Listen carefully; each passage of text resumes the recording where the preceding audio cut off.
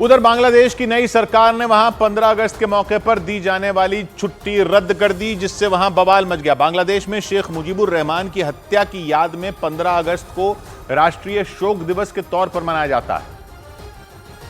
15 अगस्त के दिन पूरे बांग्लादेश में छुट्टी होती है, लेकिन बांग्लादेश की नई सरकार के प्रमुख मोहम्मद यूनुस ने इस छुट्टी को रद्द करने की घोषणा कर दी। बांग्लादेश में पिछले कई साल से 15 अगस्त को राष्ट्रीय शोक दिवस के तौर पर मनाया जाता रहा है, क्योंकि 15 अगस्त 1975 को ही बांग्लादेश के संस्थापक माने जाने वाले शेख मुजीबुर रहमान की हत्या कर दी गई थी। और बांग्लादेश की पूर्व पीएम शेख हसीना उन्हीं शेख मुजीबुर रहमान की बेटी है। लेकिन पिछले कुछ दिनों में बांग्लादेश में न सिर्फ शेख हसीना बल्कि उनके पिता और बांग्लादेश के संस्थापक शेख मुजीबुर रहमान के खिलाफ भी जबरदस्त गुस्सा देखने को मिला।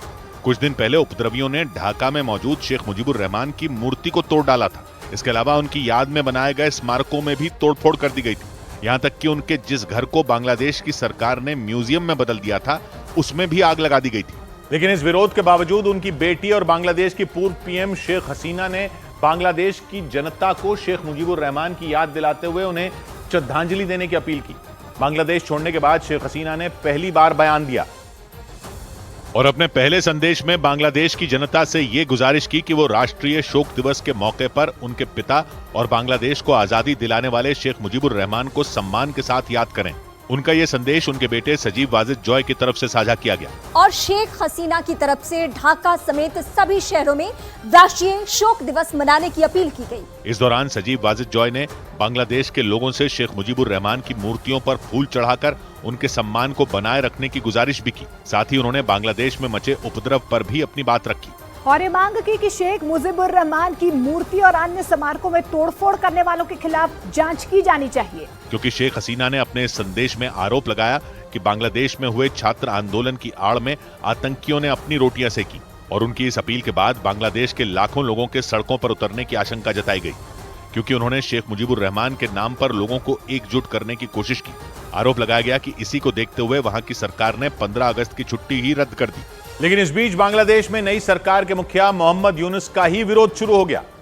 वहां हिंदुओं पर हो रहे अत्याचार के बढ़ते मामलों के बाद सैकड़ों लोग मोहम्मद यूनुस के घर के बाहर प्रदर्शन करने जुट गए और उनकी बस एक ही मांग थी कि बांग्लादेश में जारी अल्पसंख्यकों और खासतौर पर हिंदुओं पर हो रहे अत्याचार पर लगाम लगाई जाए।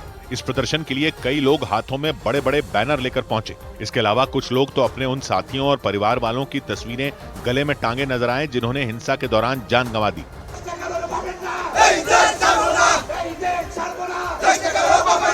हालांकि उन्हें रोकने के लिए पहले ही सेना के जवानों की तैनाती कर दी गई थी, लेकिन प्रदर्शनकारी भी टस से मस नहीं हुए। जैसे ही सेना के जवानों ने उन्हें रोका, उनमें कई लोग सड़कों पर बैठ गए, तो वहीं कुछ महिलाएं तो सेना के जवानों से भिड़ गईं। अल्पसंख्यकों के लिए सुरक्षा की मांग कर रहे प्रदर्शनकारियों के हंगामे के बाद वहां हालात बिगड़ गए, जिसके बाद बांग्लादेश की सरकार के मुखिया मोहम्मद यूनुस की सुरक्षा में लगे जवानों की तादाद बढ़ा दी गई और वहां लगातार जारी प्रदर्शनों के बाद बांग्लादेश की सरकार ने आखिरकार अल्पसंख्यकों पर हो रहे हमलों पर कार्रवाई का भरोसा दिया।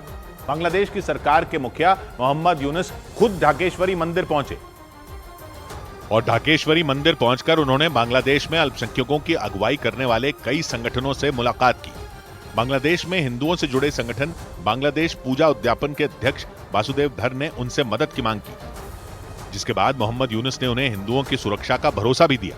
Try his level best to reduce the communal tension and he is taking necessary steps. इस बीच बांग्लादेश में हिंदुओं पर हो रहे हमलों के खिलाफ भारत में प्रदर्शनों का सिलसिला जारी रहा। राजस्थान के जयपुर में बीजेपी नेताओं और सर्व हिंदू समाज नाम के हिंदूवादी संगठन ने विरोध जताया। उन लोगों ने जयपुर के रामलीला मैदान में इकट्ठा होकर हनुमान चालीसा का पाठ किया।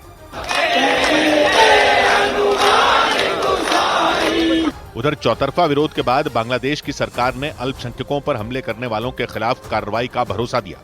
साथ ही ये वादा भी किया कि बांग्लादेश में मचे उपद्रव के दौरान जिन मंदिरों और बाकी धार्मिक स्थलों को तोड़ा गया, सरकार उनकी मरम्मत भी करवाएगी।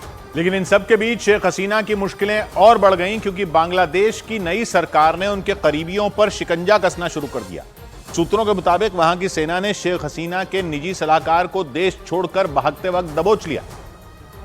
और शेख हसीना के निजी सलाहकार सलमान एफ रहमान पर यह आरोप लगा कि उन्होंने शेख हसीना को फायदा पहुंचाने के लिए करोड़ों की हेराफेरी की थी। सूत्रों के मुताबिक सलमान एफ रहमान समंदर के रास्ते बांग्लादेश से भागने की फिराक में थे और अपनी पहचान छिपाने के लिए उन्होंने अपनी दाढ़ी और बाल तक कटवा लिए थे। लेकिन वहां की सेना और सुरक्षा एजेंसियां उन पर पैनी निगाह बनाए हुई थी, जिसका असर ये हुआ कि उन्हें दबोच लिया गया। वहीं दूसरी तरफ शेख हसीना की मुश्किलें भी बढ़ गईं, क्योंकि बांग्लादेश की सुप्रीम कोर्ट ने 9 साल पुराने एक अपहरण के मामले में शेख हसीना के खिलाफ केस दर्ज किए जाने का फरमान सुना दिया। उन पर एक वकील को अगवा करवाकर उन्हें बुरी तरह प्रताड़ित करने का आरोप लगा, जबकि इससे पहले शेख हसीना और उनके कुछ करीबियों पर 1 महीने पहले हुई एक हत्या का एक केस दर्ज किया गया था, क्योंकि शेख हसीना के आदेश के बाद बांग्लादेश में हिंसक झड़पें शुरू हो गई थी। इन्हीं की चपेट में आकर एक दुकानदार की मौत हो गई थी।